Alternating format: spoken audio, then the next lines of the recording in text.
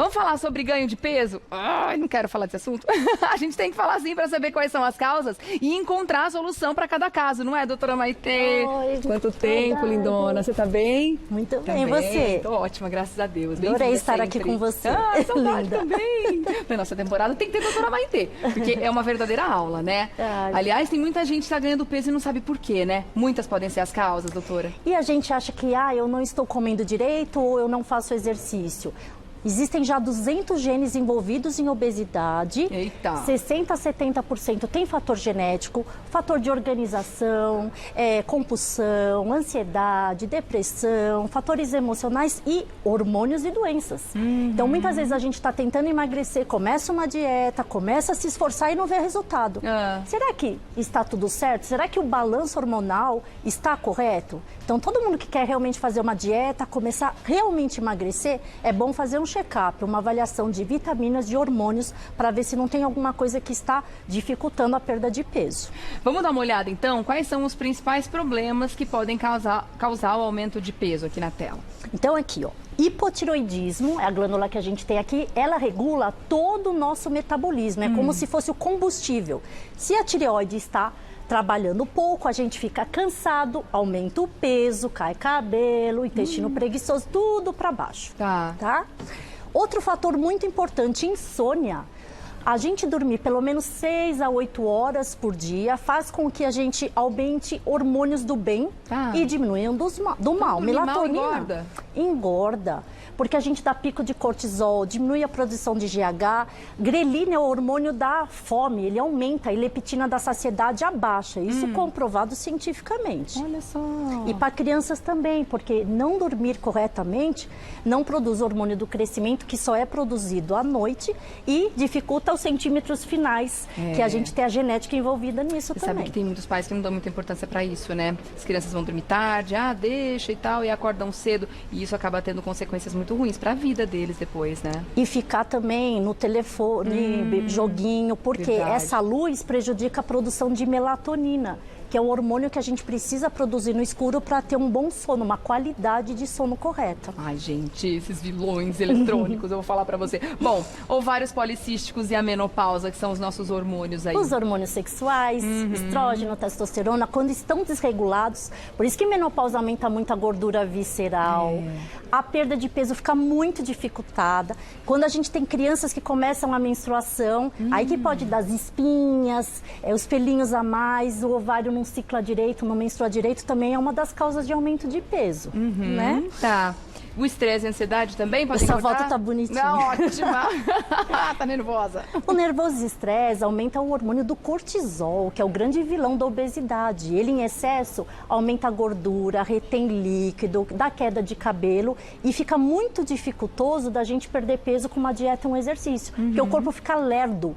O metabolismo é o quanto a gente perde de gordura em 24 horas, o metabolismo basal. Se a gente tem um metabolismo baixo, você pode até se esforçar, mas não consegue dar um andamento eficaz aí para perda de peso. Vamos acelerar e vamos desestressar. Acelerar o metabolismo e desestressar a vida, né? Desacelerar a vida. E o diabetes também?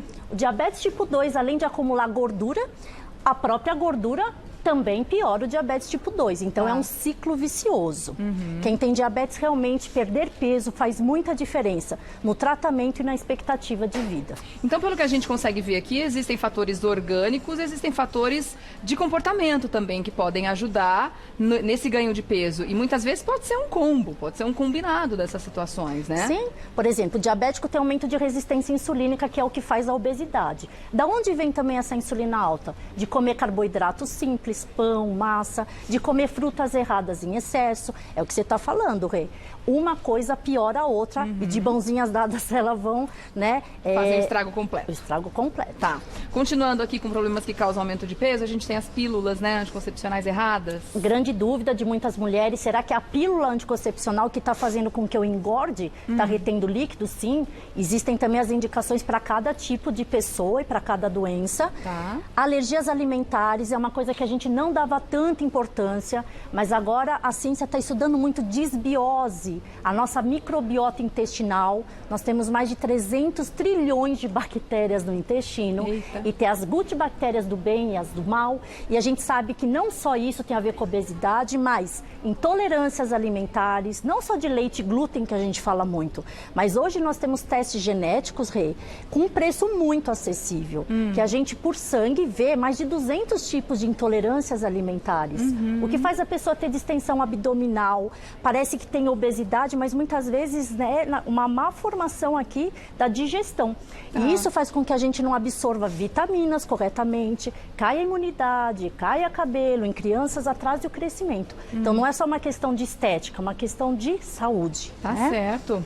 E as doenças autoimunes também, né? Várias doenças que agridem o nosso próprio organismo, consequente do quê? Do nervoso e do estresse. Então aí tem várias doenças. Se eu falar agora, a gente vai ficar aqui. Tá, em uma listinha aí, uma listinha não muito legal. Prolactina alta também? Prolactina, toda mulher que está grávida produz prolactina, que vai fazer o leite para o neném, né? Mas existe uma doença, que é um microadenoma hipofisário, um tumorzinho benigno na hipófise, que produz esse hormônio. A mulher engorda, às vezes sai leite da mama, dá dor de cabeça. E se fizer dieta, até tomar remédio de emagrecer, não consegue. Tá. Por isso que a gente tem que regularizar a base, o que está acontecendo, hormonal, para a gente conseguir perder peso corretamente. E a síndrome de Cushing? Essa síndrome eu gosto muito, mas não é que eu gosto de doença, porque quando a gente descobre ela, a gente consegue que um paciente talvez perca 200 quilos. Então, há pacientes que fizeram até bariátrica sem fazer uma investigação precoce. Ah, não adiantou nada. É uma das doenças que são tumorzinhos, ou na hipófise ou na adrenal, uma glândula acima do rim, que produzem cortisol, uma doença que desregula esse hormônio e a pessoa engorda. É só tirar essa glândula, a Tá pessoa resolvido. emagrece. Olha que beleza, gente. Aí sim. Agora a gente vai para as perguntas, até porque as dúvidas são muitas, né? Mas uma primeira, antes mesmo das perguntas aqui. A primeira coisa, então, nesse caso, ou em qualquer caso que a pessoa está engordando, já tentou dieta, não conseguiu, é fazer uma boa investigação para ver se é uma questão hormonal. Enfim, precisa de uma anamnese muito completa nesse caso, né, doutora? E o tratamento é individualizado. Hoje nós temos muitas oportunidades e diversidade em remédios para obesidade. Tá. Não tem só anfetamina, sibutramina que a gente usava antigamente. Existem hormônios da saciedade, aceleradores de metabolismo, que tem essa... A gente pode usar remédio com qualidade, mas é individualizado isso. Dieta também é individualizada. Por exemplo, eu vou fazer uma cetogênica. Pacientes que têm resistência insulínica respondem melhor. Paciente que tem retenção hídrica, problema linfático, são as dietas detox que funcionam melhor. Então, e tratar a obesidade é rotatividade. A gente sempre tem que trocar a dieta, trocar o remédio, trocar o estilo de exercício para a gente enganar esse metabolismo, que o corpo quer que a gente volte a engordar.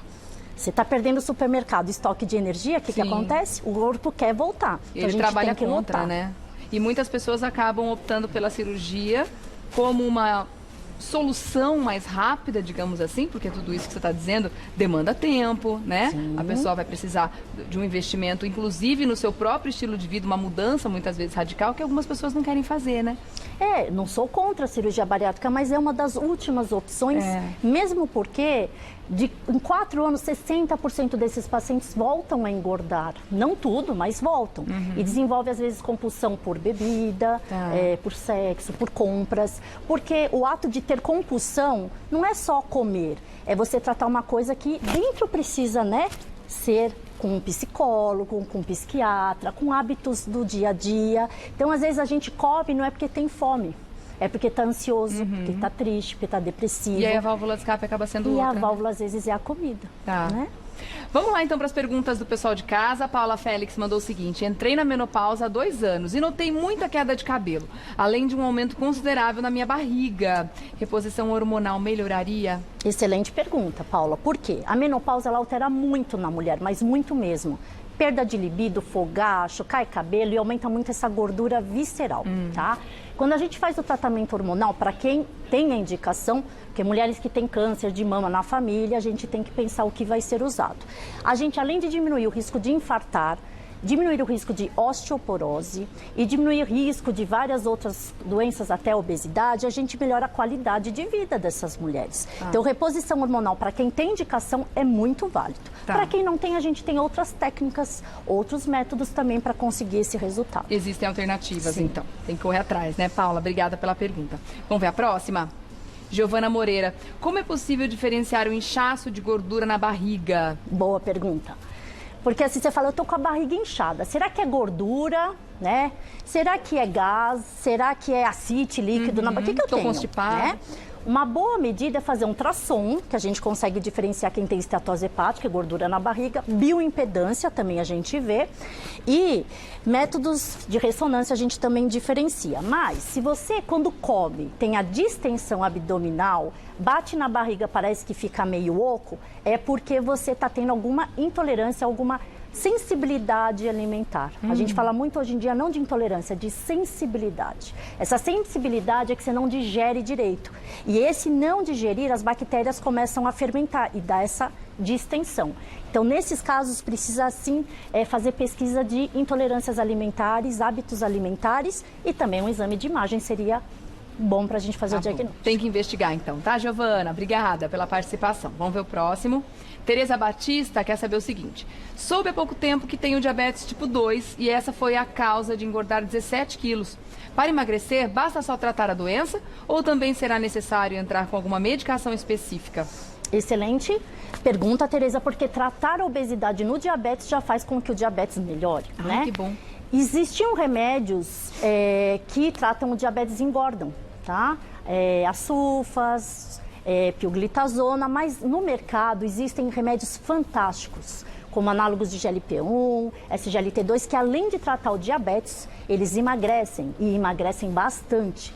Porque senão é um ciclo vicioso. Você toma um remédio que aumenta o peso, que trata o diabetes. Mas o aumento de peso piora o diabetes. E aí vira uma bola de neve. Com essa nova classe de remédio, a gente consegue cortar esse ciclo vicioso. Então, procure seu médico, pergunte a ele quais são as novidades no tratamento de diabetes, que você vai ter uma grande vitória se puder usar esses remédios. Mas sempre perguntem aos seus médicos. Claro, que boa notícia para você, né, Tereza? E para todos que têm essa mesma questão aí para resolver.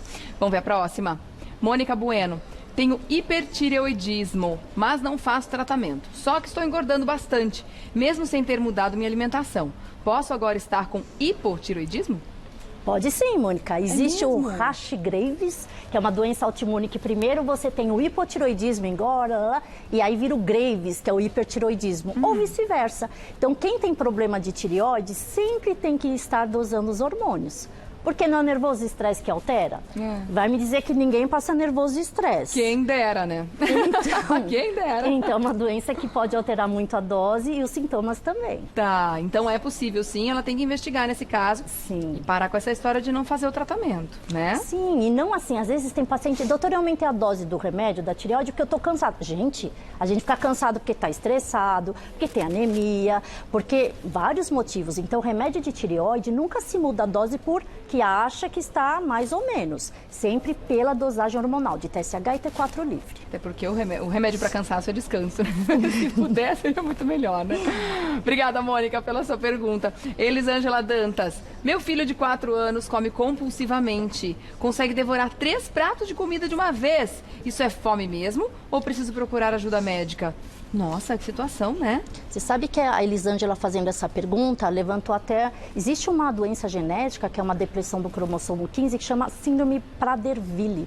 São crianças que elas têm compulsão, porque elas não têm o hormônio da saciedade. Não tem a resposta da saciedade, olha só. Então, isso tem que ser investigado, né? Existem testes genéticos para isso.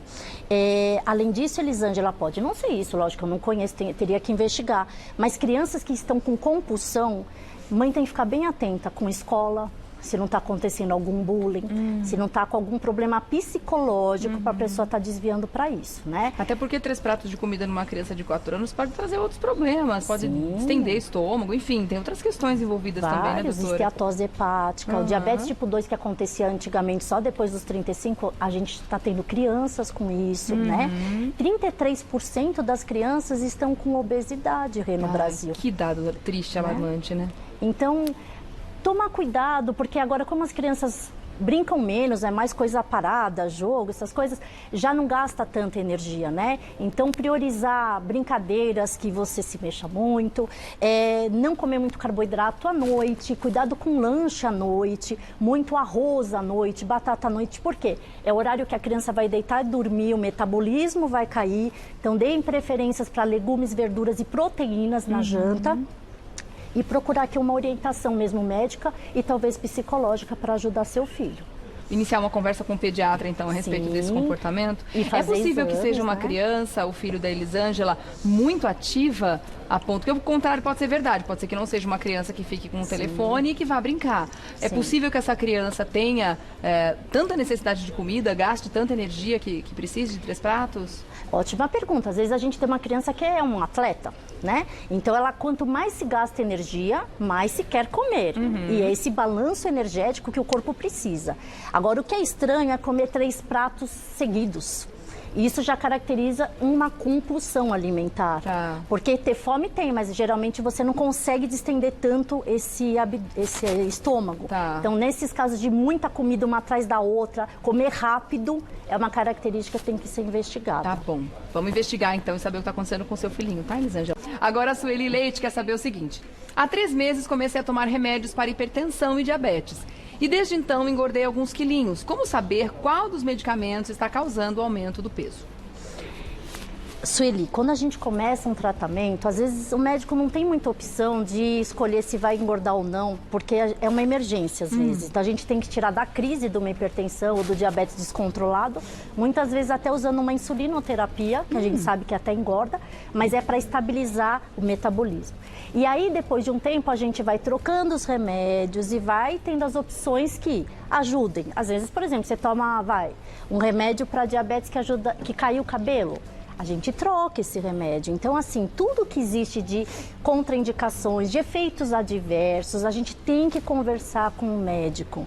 Nunca parar de tomar o remédio por conta própria, porque acha que é isso, né? Nunca trocar com o do amigo, da vizinha. Nunca, às vezes foi na farmácia e teve uma dica. Cada pessoa é de um jeito. Existem coisas diferentes entre as pessoas. Então, acontecendo isso, converse com o seu médico que existe possibilidade de troca da medicação, tá? Existem sim remédios que aumentam o inchaço da perna, existem remédios, por exemplo, diuréticos que até perdem peso e no caso do diabetes a gente até comentou que existem remédios que engordam ou emagrecem para o diabetes. Tá certo, então, Sueli, boa sorte para você. Obrigada pela pergunta, viu? Bom, terminamos. Dá vontade de conversar mais, afinal de contas, é um papo, né? Poderia se estender e muito. É sempre muito rico conversar com você, viu, doutora? Muito Por isso, obrigada mais uma vez pela presença. Delícia te encontrar, viu? Obrigada pelo papo. Estamos, né? Chiquérrimo, adorei esse casaco. Agora, quer fazer contato com a doutora Maitê? Deve, através do site também. www.endoc.com.br endoc.com.br. Lá no Instagram, faça como eu, siga a doutora Maitê também. @Maitê_endócrino. O Maitê você vai escrever com TH, tá bom? @Maitê_endócrino. Obrigada, lindona. Obrigada. Beijo enorme pra você mais uma vez, viu? Até a próxima. Beijo.